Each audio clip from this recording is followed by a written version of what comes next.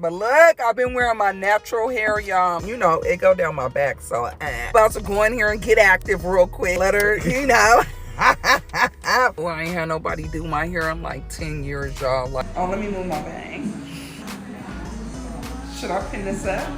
When I say there is so much fluck-ish going on in these black hair and beauty streets, child, I mean it, and that is why today is my very first time doing my weekly Bussdown, where I'm going to commentate on some of that content. Hey, you guys, this is Nicole. Welcome to my weekly Bussdown. On this channel, this is where I like to upload my black hair and beauty commentary content, because there is truly so much fluck-ish going on in these streets. If you haven't already, thank you in advance for giving me a little thumbs up, and let's just get into this content real quick. Right, let's get into this video real quick. So good morning, y'all. First and foremost, that's not my sister, so I want y'all to stop saying that in the comments. Now let me go ahead with the story time, make it quick, because I talk too much and it'll take me all day. Please don't. So long story short, I got a booking for a prom travel appointment. Okay. In which I charged $250 for it to travel to you for prom. $50 deposit is due at the time of booking. Yes. So that day I had clients at the salon. Then I had to hurry up. Her appointment was at 4 o'clock. Had to hurry up and rush across town to her, which was like 30 minutes away, traffic and everything. Okay, why did you have to rush though? And why are you telling us like we should care? Let's just keep going. So keep in mind that, yes, I was 30 minutes late. Ciao.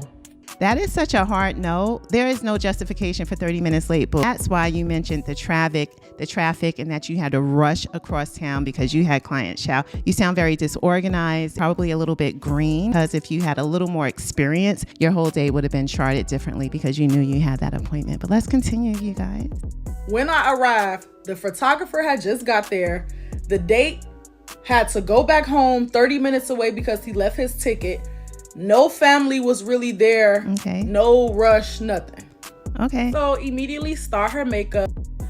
The fact that you're saying that no one else was rushing and other people were late doing the things that they were supposed to do makes me feel like you're trying to say, well, everybody was late and I was late, so we was all late together. But no, you are the paid professional. You should be there on time and ready to go, regardless if the prom boyfriend had to go back to Marshall's to get a different pair of socks because the first pair didn't match. It doesn't matter. Start her makeup, family's coming up, everybody's going on the whole, Get done with her makeup. It took me about 45 to 50 minutes. Seriously. Got done with her makeup, sat there, waited on her to put on her dress, and her mom's like, hey, I want to talk to you about payment after. I'm like, okay, cool. So waiting on her to get dressed. The prom date is just now getting dressed. There is no waiting after. If you are traveling as a beauty service professional, when you land on the scene, if your payment isn't already in the bank, I don't know what we're doing. Jump down in the comments section. If you're a beauty service professional who offers traveling appointments, what are your thoughts about getting paid on site for the visit? Do you accept your payment prior to showing up? Do you expect to get paid once you're on site, or is it okay and standard for you to receive your payment after the service has been rendered? Let's keep going. Just now getting dressed, family just now rolling in. I'm sitting there at the table in the kitchen and I hear the grandma, the auntie, whoever this was that booked the car, like, yeah, the driver's not supposed to be here till 6. Keep that in mind. Okay. So we're outside, we're taking pictures and stuff, and now I'm about to get ready and leave. So I walk over to the mom. I'm like, hey, you wanted to talk to me? Mind you, there was no animosity. There was nothing. Like, everybody in the house, like, can I get your information? I want to book you. She looks so beautiful, blah, blah, blah. Okay, just so I'm making sure that we all understand what's happening. She applied the makeup to the prom girl. Everyone loved it. Family members in the house was like, girl, give me your card because your work is impeccable and we want to use you again. So it sounds like this was all good stuff so far. And now you're asking your mom, like, okay, so you ready to run that back? So I walk up to the mom and she's like, yeah, never looked me in my eyes, not once. She's like, yeah, I feel like we booked you at 4 and you didn't get here till 4:30. You were late. You threw everything off, so I can give you $150. And No. At that point, I'm like, hey mom, if you're watching this, no, even if the makeup artist showed up 30 minutes late, you don't get to change her payment. You guys agreed to $250. You gave her $50 deposit. Now you have a balance of $200 just because she's late. You don't deduct $50 for a late fee. Like, girl. And the service has been rendered already. Like, where are we in life? This is 2020. I can't. Okay, I can't. Okay. Calm down. Just calm down. That's what I'm saying. So the whole family's here. They're taking pictures, the whole prompts and all. So this is still my business at the end of the day. Facts. So me not wanting to cause a scene, I said, okay. And I walked away. I got my stuff. I got in the car. I text the girl, said, hey, you could send payment to this number, which was my first mistake. Actually, that was not your first mistake. Your first mistake was showing up 30 minutes late. No, y'all don't leave the scene. You don't go get in no car without your payment. You rendered a service on site. You get your payment, boo-boo. You don't leave. You don't get in your car. I don't care. You'll be cash apping, relying on these stupid apps to, settle your payment. No, business is BI. Let's get into this. But just listen. So I get home. An hour goes by. I text the girl like, hey, you can send payment to this number. Nothing.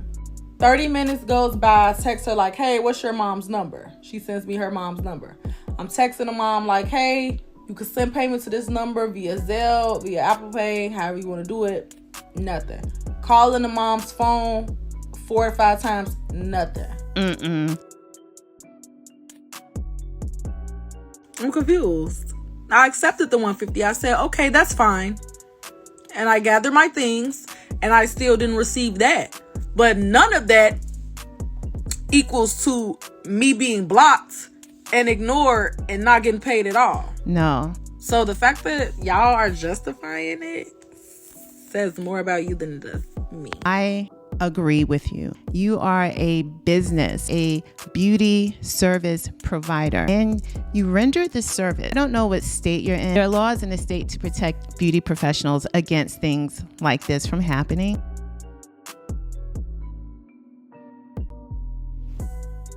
So it's just not okay. It doesn't matter if you were late. It doesn't matter if you quoted $250, but then they said they wanted to give you $150 and you decided that you would accept the $150. All that matters is that you provided a service and you should be paid for that service. Hopefully this is a learning lesson. I'm pretty sure that it is. I can tell from your energy and your TikTok that you're kind of over it and us. If you guys have any comments to add to this conversation, let me know. Should she have been paid for her services even though she arrived 30 minutes late?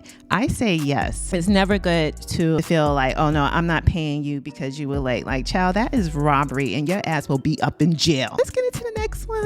I'm excited. This is fun. Come on, Bussdown. Glueless wigs for the gym girls. I don't know if you guys know, but I used to own a strength training studio in Harlem, strength training weights and body weights and all that stuff and everything. And I always found it weird if ever I saw a woman going there to take a class, whatever, with a wig on. Cause I'm like, girl, doesn't your hair smell? So this is for all my black girls that are gym rats. Look, I already know that when it comes down to our hair in the gym, they don't be getting along. They don't get along. They don't. I see so many women down my For You page, like black women saying, what are we doing with our hair when we go to the gym? Because if you're going to the gym 5 days a week and you putting in that work, you getting them gains, you're sweating. My natural hair, child. I was natural, then I permed it because I got a pixie cut last year, got some finger waves, but like, hell, finger waves is high maintenance in this bitch. I ain't got time. So I got some braids to grow it out. And I'm not gonna lie, braids are cool and it's a really good protective hairstyle. But let's keep it a buck that sometimes braids can pull and tug and all that stuff. We already know. And then, you just eventually get tired of braids. Y'all seen that African braiding video, right? right? Keisha today, bitch, I'm trying to be Tasha tomorrow. So then I got a quick weave. If you go back on my page, I was talking about quick weave. I can't do this no more. And because my leave out looking left out. I did all the little methods y'all put on TikTok, the moves and that. It didn't work. The bitch was left out. My leave out was left out, okay? No. So I said, you know what? I'm going to go on back to my wigs, baby. I'm going back to my wigs. But I was wanting something. I was wanting to purchase a wig that I wasn't going to break the bank for and something that I could literally put on and go. something that I was not going to have to do that much to it when it came in the mail, and I could literally like slap on the go, because going to the gym and then also trying to balance out your life, just your hair as a black woman, it just be, we be tired, okay? But it's okay, because I've been on my For You page, I've been looking at my For You page a lot, and I've been seeing a lot of these companies advertising their glueless, ready to wear wigs, and I'm like, is it really ready to wear though? Like, can I really put this bitch on and go?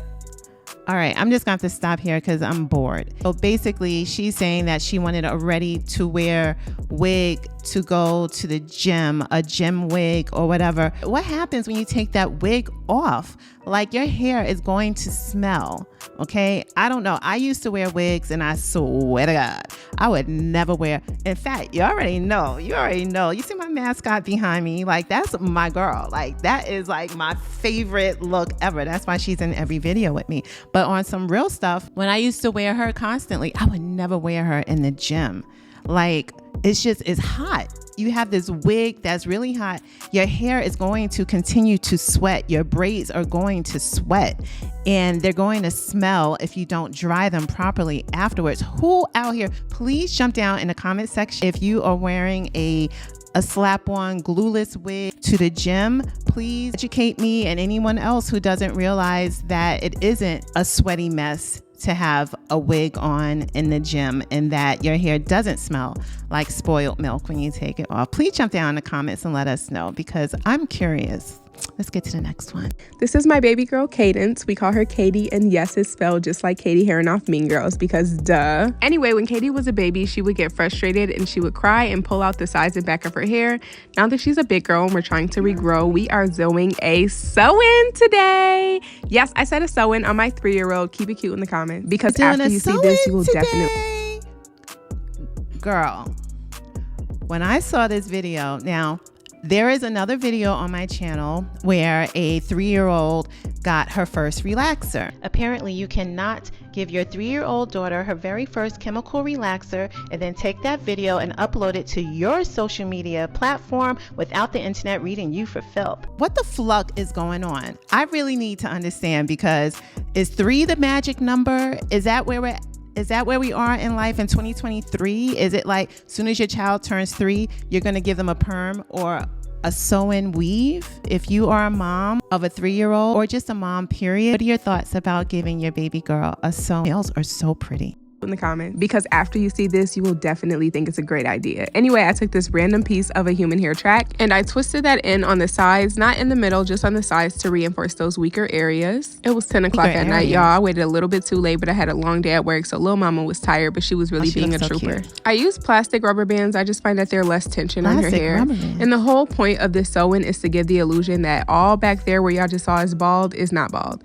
So that's all it is. We're not trying to add super length. Why do we need to give an illusion that a 3-year-old whose hair has not grown fully on her scalp yet has more hair than she has? When did having baby hair stop being enough? Like, really and truly, is it me? Like, why would you? Okay, as y'all can see, some of these lengths are uneven, and I'll show you why in just a second. So to hide that track, we take a needle, crochet needle, and we crochet the curly hair through just to hide that front track. This will of course make some pieces longer than others, but it really does a great job at camouflaging that front weft. This is a major key for kids and adults. After I applied some curl defining products, I evened out the back lengths and blended her hair in with her weave hair. Added some little butterfly clips, of course, because we're giving 3-year-olds. Brought in the black girl magic with the edge control, of course. Swoop de whoop whoop whoop. And what I love about the sewing is I get to nourish and hydrate her hair in between. Just a little bit of diligence, her hair will be flowing and growing in no time. And she's happy bald-headed or with hair, but look how adorable she is. If she's happy bald-headed or with hair, why not just keep her bald-headed? Why not just keep the baby natural? I really need the moms to come into the room, jump down in the comments, get at me, tell me I'm wrong, tell me I'm right, tell me your opinion. I think that putting a weave in a 3-year-old's head is ridiculous. I think the idea that the baby's little soft baby hair and being sparse is no longer enough. I hate the fact that you would put some chemically treated factory issue material that they say is human hair. I've yet to see all the bald humans running around saying they sold their hair for the purpose of my 3-year-old's head. If you are someone who has sold your curly, your wet and wavy, your good old Indian, Peruvian, your yaki straight, like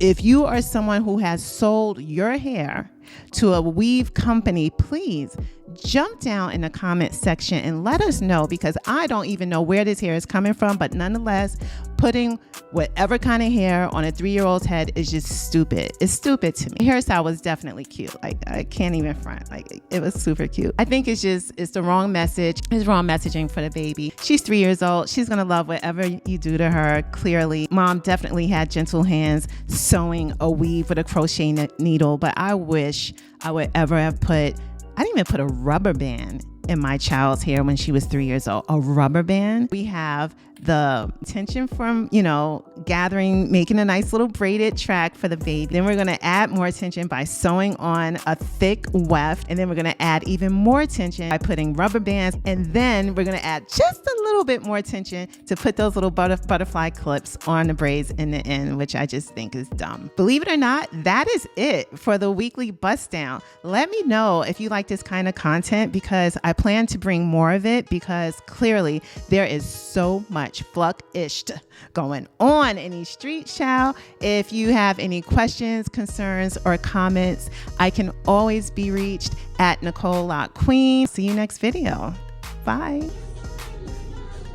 Wow. Oh, very nice. You are so good. Let me do here, okay?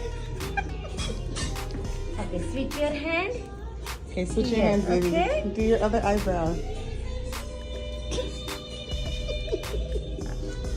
Wow. Oh my God. Wow, girl, you are so good.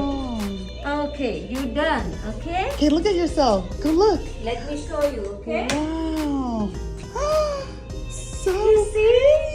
pretty. Looks so pretty. Do you like it? When you go home, tell your dad, okay? Just tell him to how is my eyebrow.